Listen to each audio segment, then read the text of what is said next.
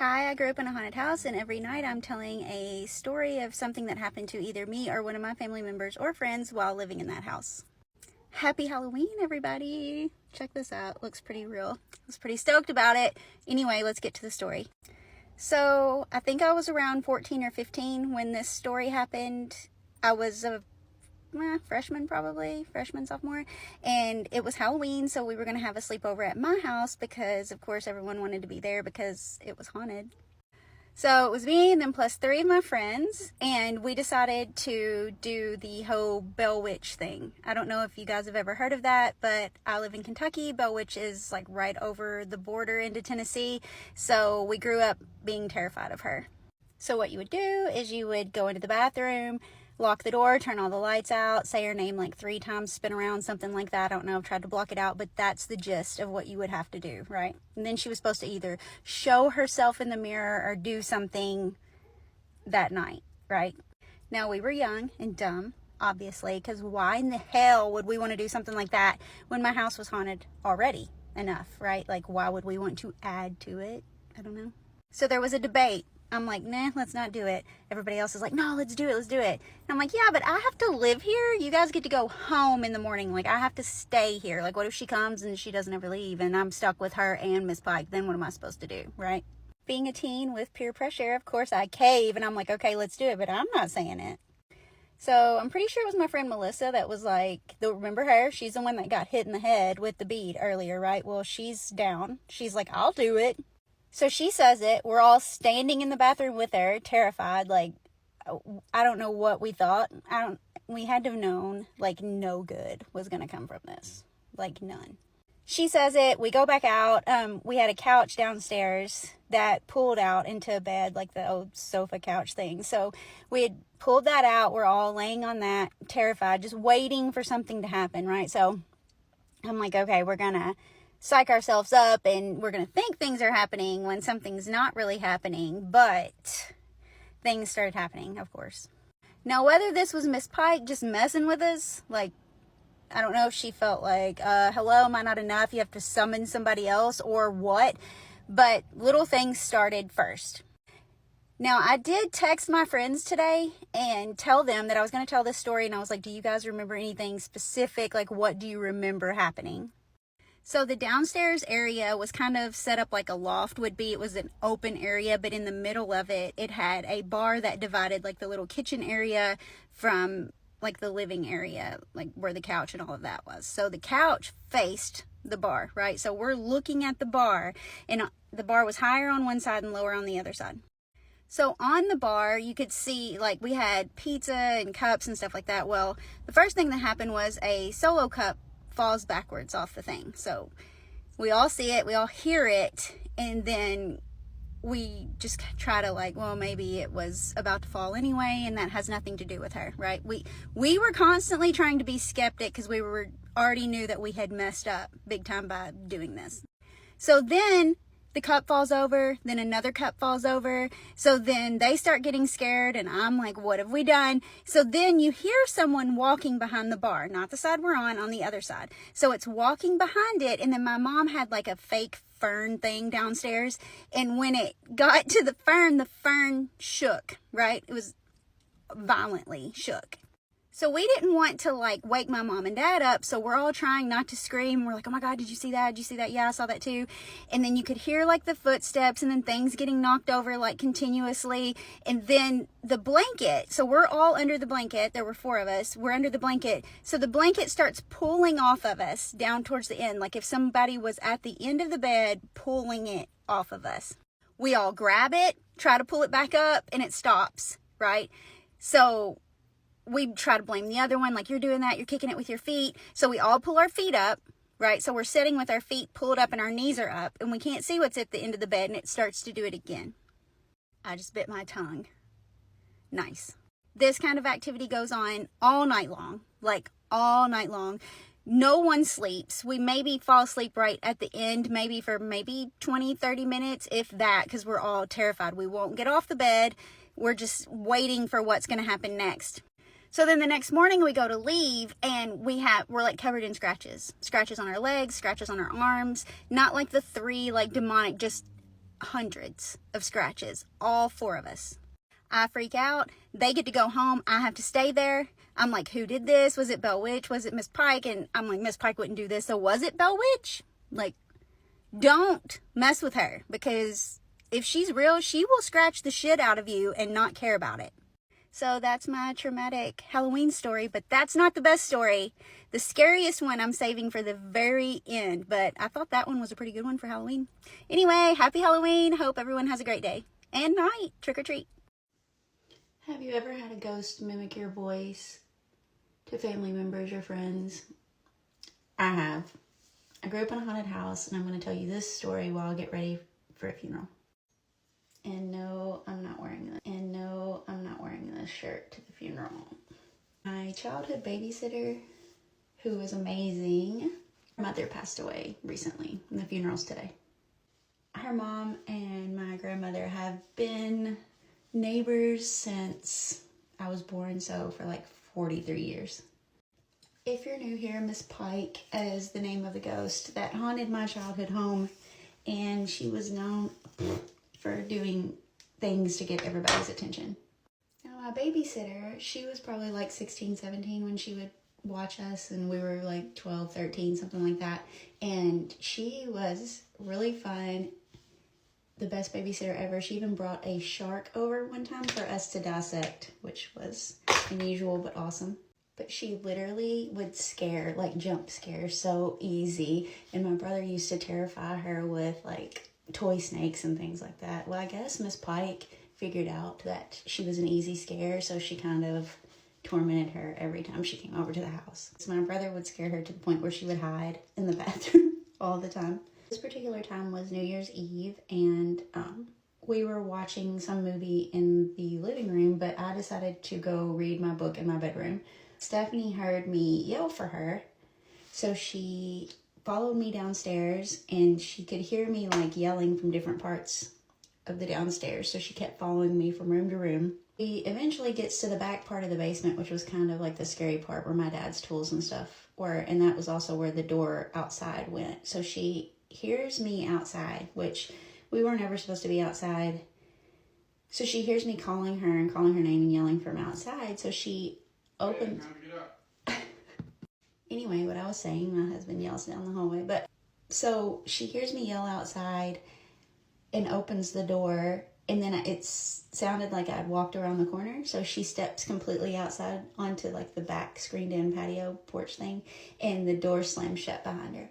Now remember, I said she's a scaredy cat, so she immediately freaks out and tries to get back in the house, but the door was locked. So she thought Grant was doing this. So she takes off in a dead sprint around the house, and the way our house was set up from the front of the house, it looked like a 1-story, from the back it was 2. So she had to run up this hill to get to the front door. And when she gets to the front door, Grant's still sitting there just watching cartoons. So she comes in the door, panicked, and screams for me. I hear her scream, so I run into the living room because I think something's bad wrong, because she was terrified. Like, I could hear the panic in her voice, right? And she just looks at me and she's asked me, she's like, why did you do that? I was like, why did I do what? And she's like, you were outside and then you locked me outside. And I had no idea what she was talking about. I was like, I've been in my bedroom. What are you talking about? And she was like, you were calling from me from downstairs, and I go downstairs, and then you yelled from me outside. And then as soon as I went outside, you shut the door on me and locked it. So I just look at her and I'm like, you know, I would not do that. I would not lock you outside. What are you talking about? So then she really gets scared because she figured out that it wasn't me that had done that after all. So she didn't drive. She was younger, and she was just sitting out there with us. So we still had about 2 hours before my mom and dad got home. For the remaining 2 hours, we all had to sit on the couch and hold hands. I grew up in a haunted house, and every night I tell a story of something that happened to me while living in that house, and tonight I am telling sibling edition. I'm 5 years older than my brother, so I was 16. I just learned to drive. I'd just gotten a car, so that would make him 11. My mom and dad had gone out to eat for the night, and they'd left me home to babysit, and out of nowhere, a freak storm showed up at the house. All of the power went out. We were in total darkness, but we knew where candles and flashlights and all that were, so that wasn't really the problem. So typically, growing up in the house, if something spooky was about to happen, I could just feel it in my chest. I'd always been able to do that. But this night, I didn't feel anything. So we were back in my brother's room. He was playing with something. I was reading a book. Remember, this was the 90s. There really wasn't much to do with no power. When all of a sudden we hear the TV kick on in the living room. It's a husband and wife like fighting, like some kind of argument. So I just assumed it was like Roseanne or something like that. The TV was like really loud, and I didn't know why it was so loud because we hadn't left it that loud. So I told him to just stay put. I was going to go turn the TV down and turn on the rest of the lights. So as I'm walking down the hallway, I can hear them just like pretty clear, like I could make out everything that they were saying. And then I hear her say, "Stop, she's coming." So I immediately stop because I'm like, what the hell? Like, is that the TV or what? So I happen to be right in front of the bathroom when this happened. So I reach into the bathroom door to flick the light on of the bathroom. But as I flicked it, nothing happened. So why wasn't the light coming on if the power had come back on if the TV was playing? So then I hear him say, "Are you sure? Are you sure she's coming? I don't hear anything." And she said, "Yes, she's right around the corner." She being me. So I stand there and I'm like, oh my God, what the hell? Do I go in the living room or what? I had a flashlight with me, so I shine the flashlight, and as I shine the flashlight, as I'm walking to come around the corner to the living room, I hear the closet door in the living room. It's like a coat closet, slam shut. So now here I am, 16, me, and by the way, when I was 16, I looked a good solid 7.5 years old. I'm 5 feet tall, and I didn't get to be 5 feet tall till I was like 22. But I have always kind of thought I was 10 feet tall and bulletproof, so I just jump in there like, who the hell's here, right? Soon as I jump in the living room, I see that the TV is off, all the lights are still off, and then I see the handle rattle for the closet door. So I had this big mag light, and I'm like, oh, hell no. Like, I don't know who's in here, but they're about to meet me, little 4-foot me, and this big-ass flashlight. So I fling the door open, nothing. Nothing was in the closet. About that time, Grant comes around the corner. He's like, what's going on? So now I'm like, what do? Do I scare the shit out of my little brother who's going to make the rest of my night worse?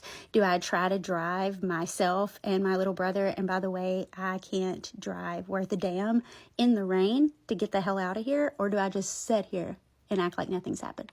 So I chose option 3, and we sat there like this for the rest of the damn night till my mom and dad came home. So I tell my mom, and my mom's like, oh my God. And I tell my POS dad, and he's like, oh, you were just imagining it. Bitch, no, I was not. So that's the first time I heard them fight, but it wasn't the last time. I'm convinced every town has a gravity hill or something like it. It's that weird place you hear about growing up that everybody goes to either get scared or not. And then some people say that it's real and some say that it's not. We have a gravity hill like a town over, and it's this place on a road that's clearly visually that you can see. The road goes like this, right? Or like this if you've got flexy hands like me. If you park in the middle, like the bottom of it, the middle of it, the ghost will, and put your car in neutral, the ghost will push you up the hill, right? That's the story anyway, but I'm convinced it's some sort of play on your eyes, right? So all of you that watch my ghost stories and think that I just make stuff up just to try to get people to see it, or that I just exaggerate or I try to trick, no, there are some things that are supposed to be ghost related that I just think are not ghost related.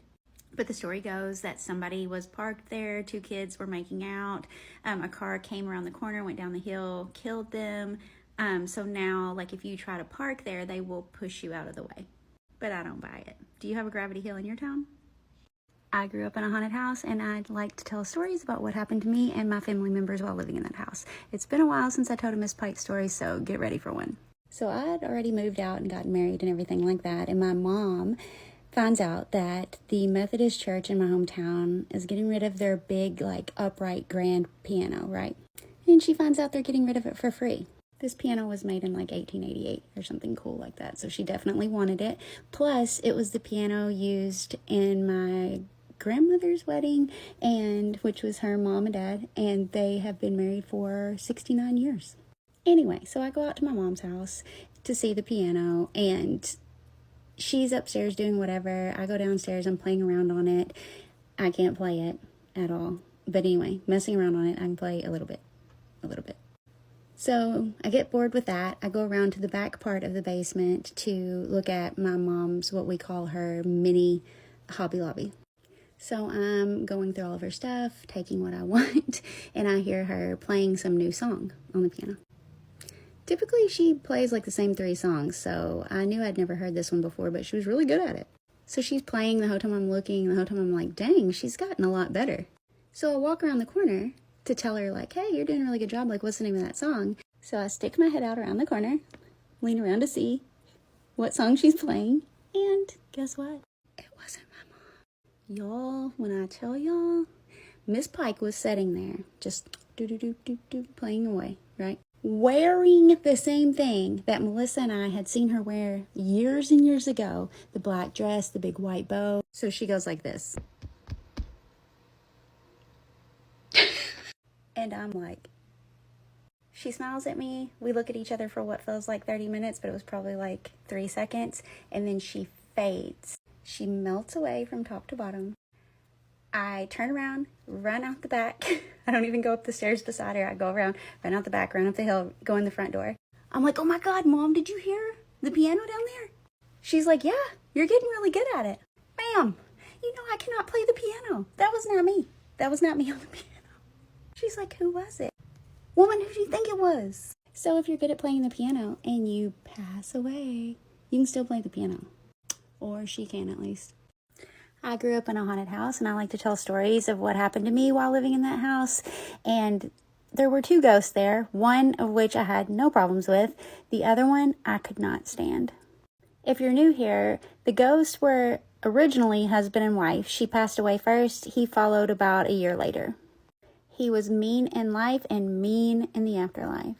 Now, the story I'm about to tell isn't the first time he was mean to me, but it's the first time I did stand up to him.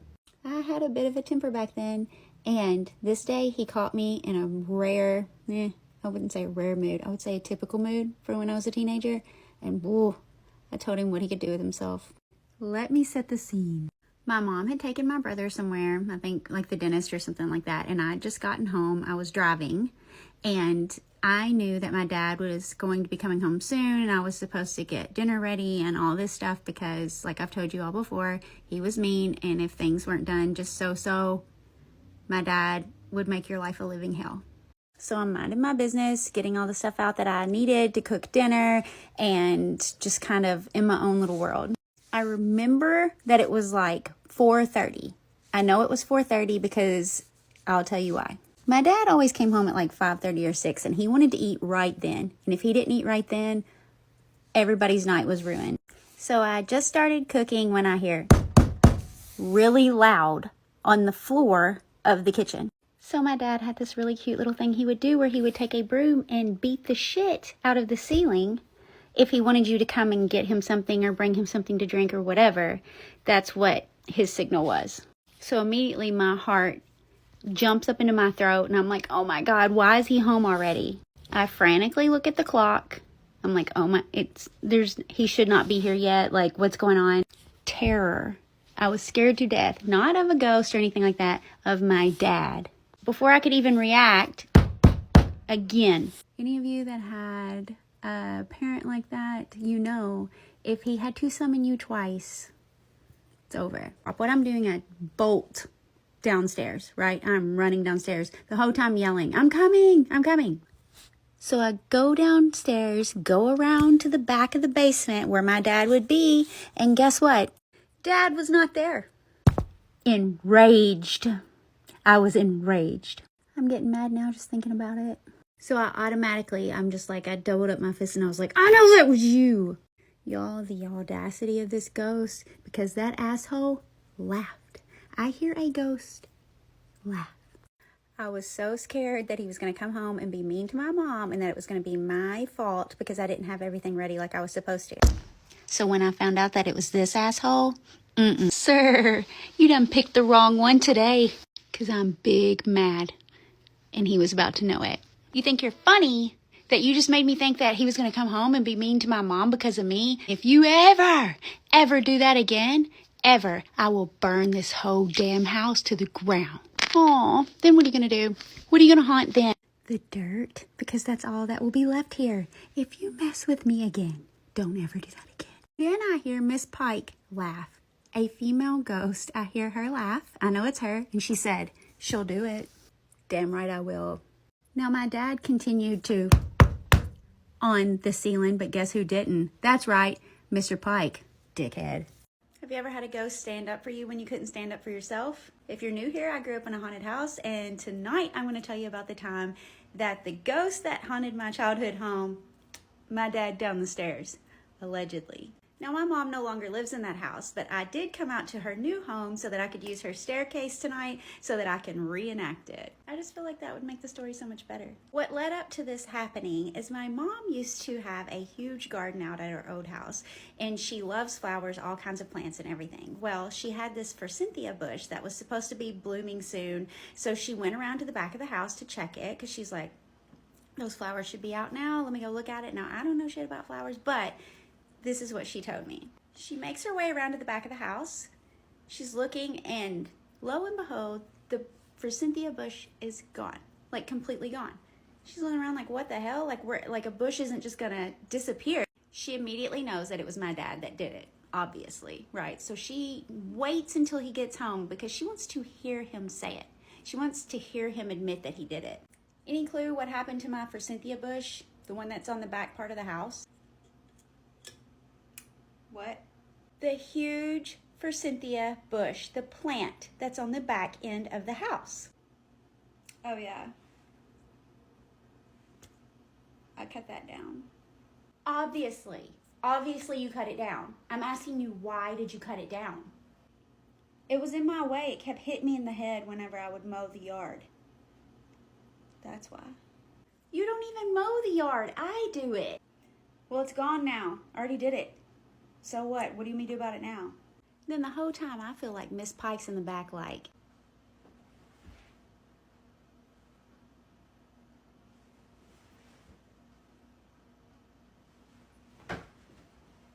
my mom said she was pissed, upset, so she just decides to go ahead and go to bed. But she was very upset. He's so mean. You guys know Miss Pike's just over there watching like,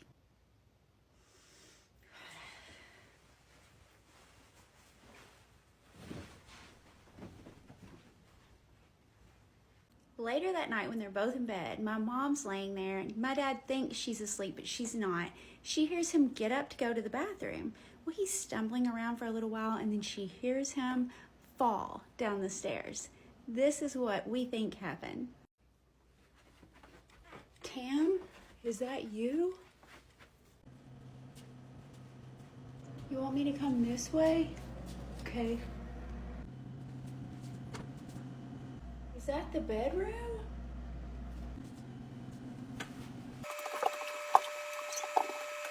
Damn it! My mom said she heard him fall down the stairs, and the whole time she was like, he said, did you not hear me fall down the stairs last night? She said, what? No, I didn't. You fell down the stairs? Oh my gosh, you fell down the stairs? Are you okay? He's like, yeah, I fell down the stairs. I got up to go to the bathroom. I come out of the bathroom. You're in the hallway, and you're telling me to go this way. And I asked you if it was the bedroom, and you said, yeah. He said, then it almost felt like you pushed me in my back or something, and then I fell down the stairs. He said, I couldn't believe it. I was like, why would she do this? You never came downstairs to check on me or anything, and I come back up, though, to the bedroom, and you were sound asleep. It was the weirdest thing. It must have been a dream or something. Or something. I'm terrified of bed skirts, and it's all Mr. Pike's fault. I know I've mentioned it before, but I don't know if it was on a live or one of my other videos, but my childhood bedroom was Mr. Pike's bedroom. Him and his wife had separate rooms. I had his room. My mom and dad had her room.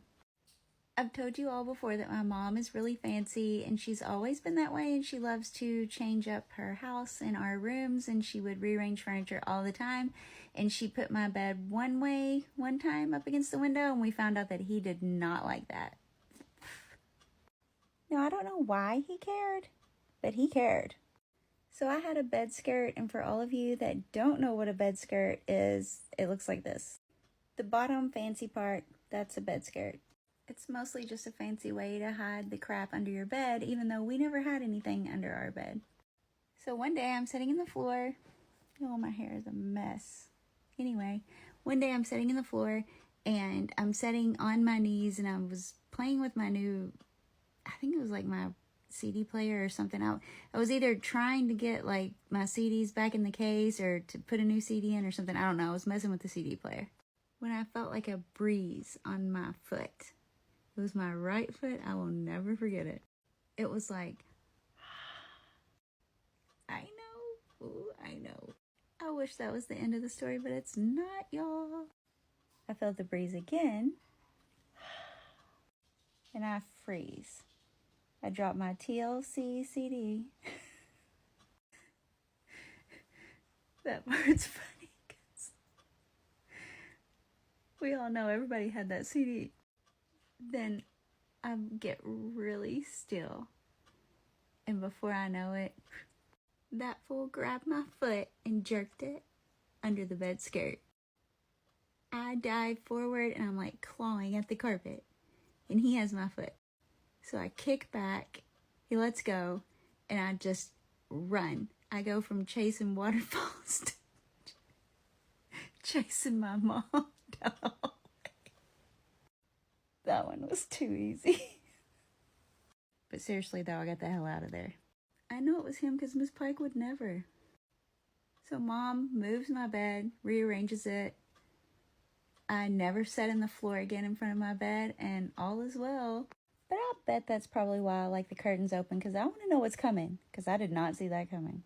I grew up in a haunted house, and I like to tell stories of things that happened to me, my friends, and family while living in that house. This is the story of how the ghost turned my skeptic high school boyfriend into a believer, just like that.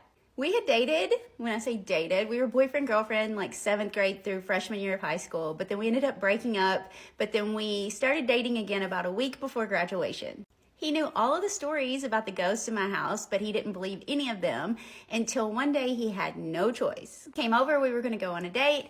I was still finishing getting ready, like curling my hair or whatever, so he decided to sit down on my bed and call the movie theater to see what movies were playing and what times. Yes, that was a thing back then. So while that's happening, we see my mom walk by my bedroom door with the laundry basket headed downstairs to the washer and dryer. So we finally agree on a movie, and then we realize we have about 35 minutes before it starts, and I lived 30 minutes from the movie theater, so we had no time to waste. So I tell him I'm going to step to the stairs and yell down to my mom that we're leaving so we can just go ahead and run out the door. Mom, we got to go. The movie starts in like 35 minutes. I've got to leave right now. Can you hear me? We see her shadow moving around downstairs. I've shown photos before of my house, but you went down the stairs and then you made a sharp curve around the corner to where the washer and dryer was at. So there was light back there that would cast a shadow if anyone was standing down there.